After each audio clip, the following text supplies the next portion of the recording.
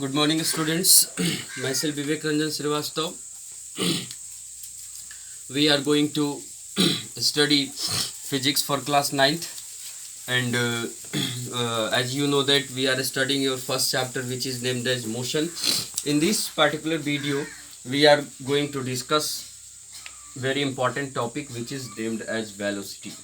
We will discuss velocity in this video lecture. Earlier we have discussed your previous topic, which was speed.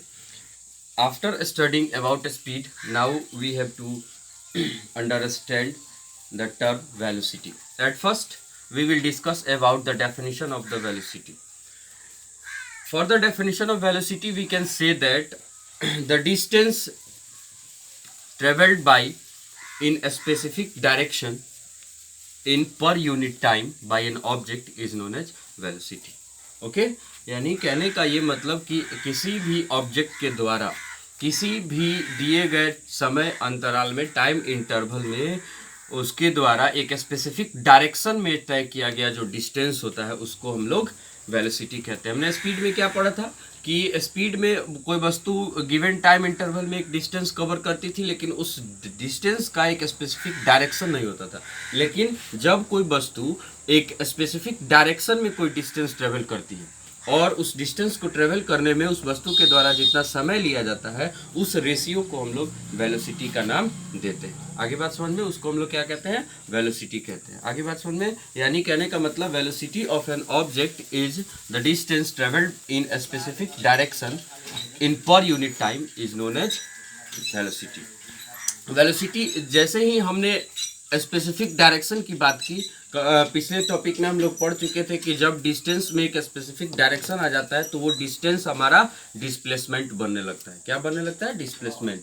तो in other words we can also say that the formula of velocity is displacement बटा time taken. Displacement बटा time taken. Speed की तरह हम लोग velocity को भी v से डिनोट करते हैं और इसका फॉर्मूला होता है s upon t, where v जो है v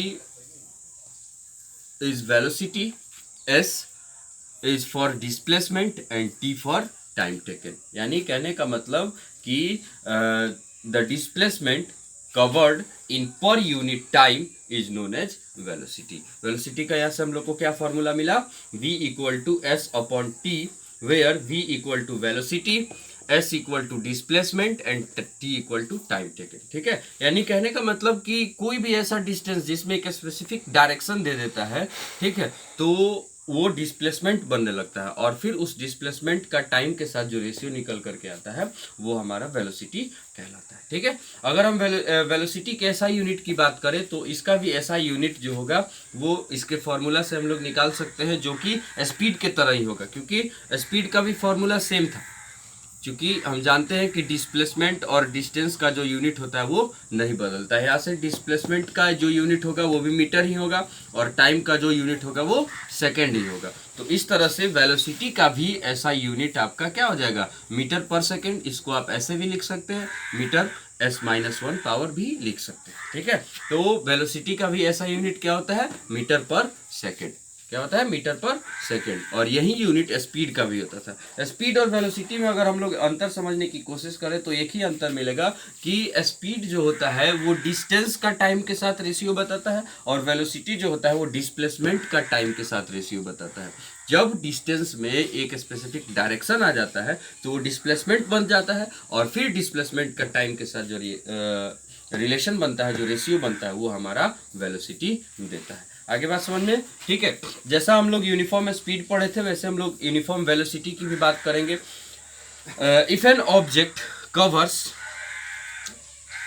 an amount of distance in given direction in a time interval, ठीक है, then we can say that that object have uniform velocity। यानी कहने का मतलब कि जब कोई ऑब्जेक्ट इक्वल डिस्टेंस एक स्पेसिफिक डायरेक्शन में इक्वल डिस्टेंस कवर करता है इक्वल टाइम इंटरवल में, तो उसको हम लोग क्या कहते हैं? यूनिफॉर्म वेलोसिटी कहते हैं। ठीक है, यानी कहने का मतलब कि जब किसी ऑब्जेक्ट का, ठीक है, जो कवर किया हुआ डिस्टेंस यानी एक स्पेसिफिक डायरेक्शन में कवर किया हुआ डिस्टेंस जो होता है वो एक गिवन टाइम इंटरवल के लिए इक्वल हो जाए तो उसके रेशियो को हम लोग यूनिफॉर्म वेलोसिटी कहते हैं। ठीक है, आप कह सकते हैं इसको कि an object has uniform velocity if it travels an equal amount of distance in specific direction in given time interval. Okay, यानी एक दिए गए नियत समय अंतराल में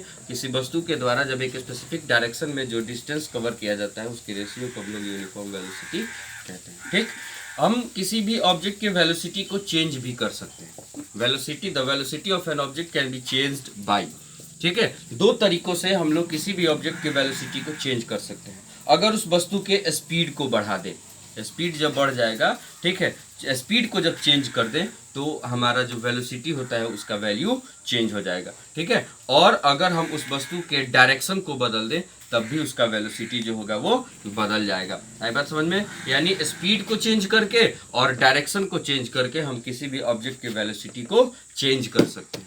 ठीक है, आगे बात समझ में? यहाँ हम लोग एक इंपॉर्टेंट चीज के बारे में डिस्कस करने जा रहे हैं कि the velocity and the speed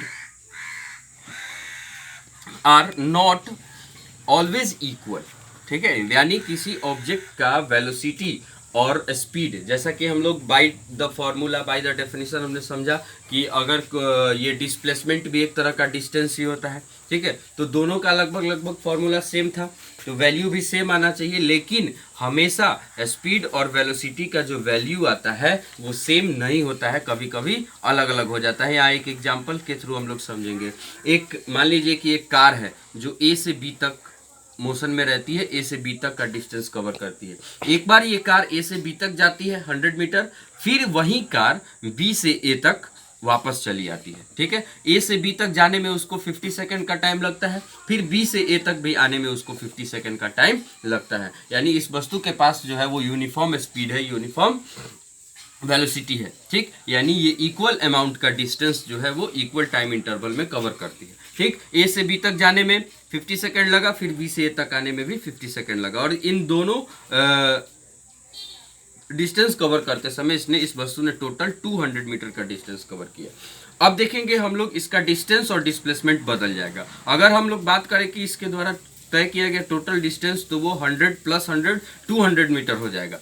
ठीक है, लेकिन अगर हम इसके डिस्प्लेसमेंट की बात करें तो बाबू वो 0 हो जाएगा, क्योंकि इसका फाइनल और इनिशियल पोजीशन जो है वो सेम हो जा रहा है। इनिशियल पोजीशन ए पे था, ए से ये बी तक गया, फिर बी से ए तक वापस आ गया, यानी इनिशियल पोजीशन ए पे था और फिर फाइनल पोजीशन भी इसका ए पे हो गया। तो जब हम कह सकते हैं कि जब किसी वस्तु का इनिशियल और फाइनल पोजीशन सेम होता है तो उसका जो डिस्प्लेसमेंट होता है वो 0 हो जाता है। ठीक है, तो यहाँ अगर हम स्पीड निकालें तो इसका 2 मीटर पर सेकेंड आएगा। ठीक है, 200/100 सेकेंड, 2 मीटर पर सेकेंड। लेकिन वहीं अगर हम वेलोसिटी निकालें, चूंकि वेलोसिटी का फॉर्मूला होता है डिस्प्लेसमेंट बटा टाइम टेकन, तो इसका तो डिस्प्लेसमेंट 0 है, 0/100 सेकेंड यानी 0 मीटर पर सेकेंड। तो now we can say that the speed and the velocity of an object are not same always. Okay, ठीक है, इस वीडियो लेक्चर में हम लोग इतना ही। नेक्स्ट वीडियो लेक्चर में हम लोग एक्सेलरेशन पढ़ेंगे।